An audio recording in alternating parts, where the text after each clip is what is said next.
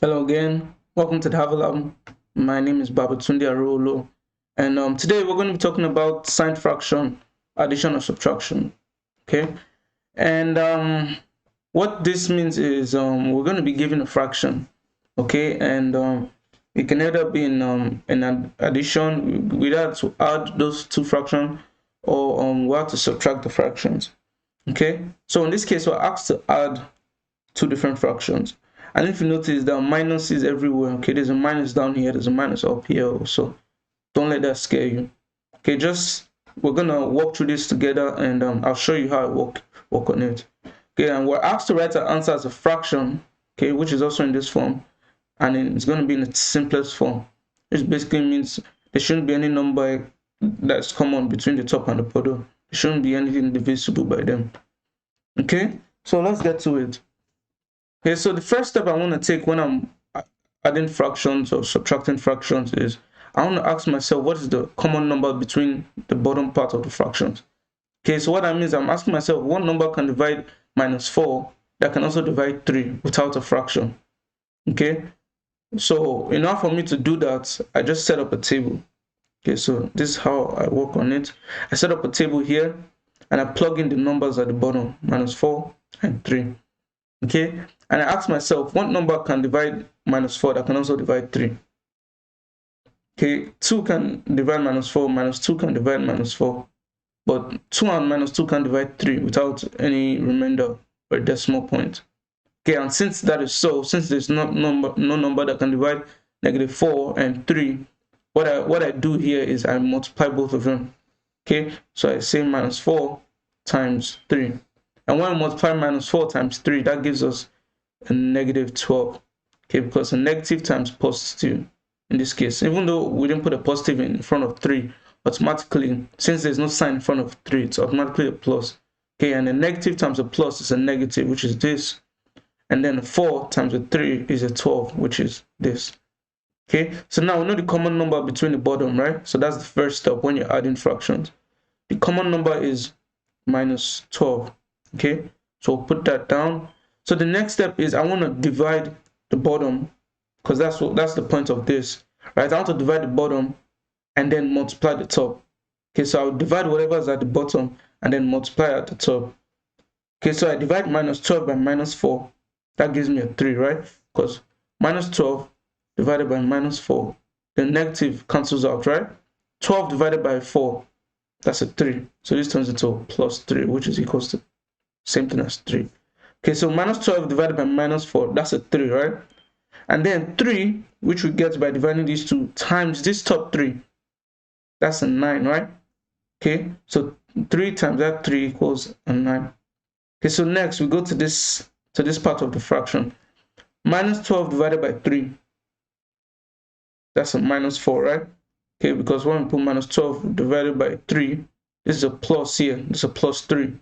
Okay, remember, since it doesn't have a sign at the front, automatically know it's a plus.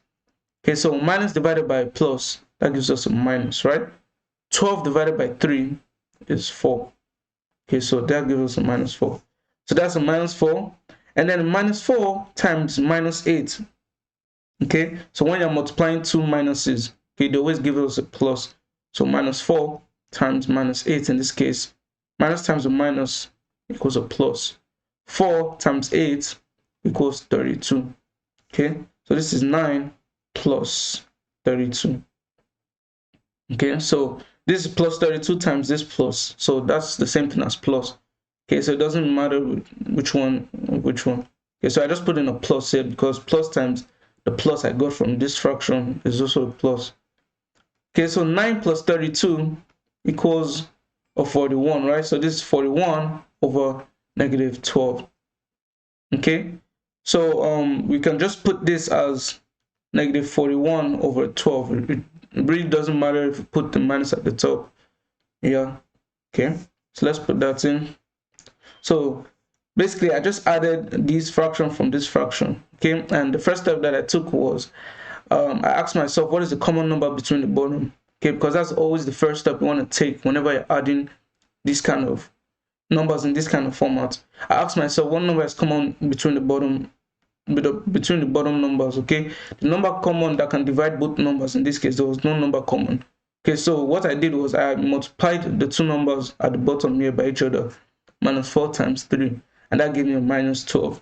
Okay, and I used that -12 to divide the bottom and then multiply the top.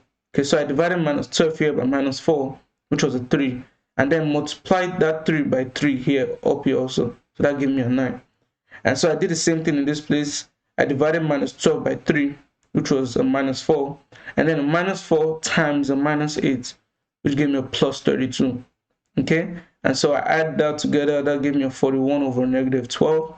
And it doesn't matter also if you put a negative up here. So I put a negative 41 over 12. Just let me put that down. 41 over 12. Check. Yeah. Okay, so let's work on more practice. Feel free to pause the video if you like, to kind of solve or test yourself. Okay, and we're going to work on this like we worked on the previous question. Okay, the only thing different here is in this case we're going to be subtracting. We're not adding like the previous question. And it's basically the same steps, but when we get to subtract, we have to subtract instead of adding the top. Okay, so the first step is you draw the table and ask yourself what number is common between the two bottom numbers here. Basically, what number can divide 8 and also -3. So first off, I draw the tables, 8 and -3 here. So what number do you think can divide 8 and also -3?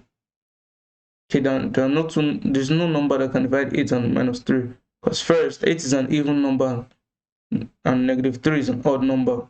Okay, 3 itself is an odd number, so there's nothing that can go through them. Okay, and since there's nothing that can go through them, remember, I have to multiply both of them by each other, right? Okay, so 8 times -3, that gives me a -24. Okay, because this is plus times a minus, which gives me a minus. 8 times a 3, which gives me a 24. Okay, so at the bottom here, I put down a -24. And so the next step is, remember, I have to divide and then multiply the top. Divide the bottom, multiply the top. Okay, always remember that. Divide the bottom, multiply the top. Okay, so that's what I do here. -24 divided by 8. Okay, so let's put in -24 divided by 8. Okay, this is basically saying, because this 8 here, it doesn't have a sign in front of it, so we automatically put a plus. Okay, so this is saying minus divided by a plus. And minus divided by a plus is a minus, right? And 24 divided by 8 is a 3. Okay, so -24 divided by 8 is a -3. Okay, so next step is -3 times 7. Okay, -3 times +7. Okay, minus times a plus, minus, right? 3 times 7, that's a 21. Okay, so this is a -21. So this is -21, then minus this middle minus here. Okay, that's what I put here. And then I do the same thing that I did over here. Okay, -24 divided by -3. Okay, -24 divided by -3. Okay, minus divided by a minus, you know that cancels out to give us a plus.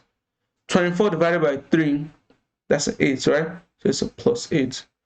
So say -24 divided by -3 is a +8, and then +8 times 8, that's a 64, +64, precise, right? So it's -21 and then +64. All right. Okay, so now the next step for us to do is to multiply this minus times this positive, because we can't have two signs in front here like this. Okay, so minus times a plus, we know when we multiply minus times plus, that gives us a negative. Okay, so whenever I say a minus times a plus, it's a negative. That's what we did here. Minus times a plus equals a negative. So this is -21 minus 64 over -24. Okay, and -21 minus 64 equals -85, right? Divided by -24. Okay, so this is basically saying I owe someone. Whenever I say minus in front, try to think of it like you're owing someone something. Okay, so I owe someone $21, and I also add, like, I'm owing someone also $64. How much am I owing in total? That's basically what minus in front means. So in total, I'm owing minus $85, right? So this is minus 85 divided by this minus 24 at the bottom. And we know when a minus divides a minus, in this case, that gives us a plus, right? So it's a plus. And then you ask yourself, what number can divide 85 that can also divide 24? There's no number, right?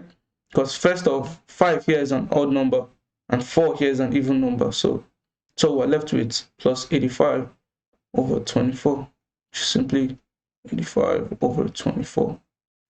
Okay, so let me put that down. 85 over 24. Check. Yeah. Okay, so thank you very much for watching the video, and I really hope it helped you out. Have a beautiful day ahead. Bye.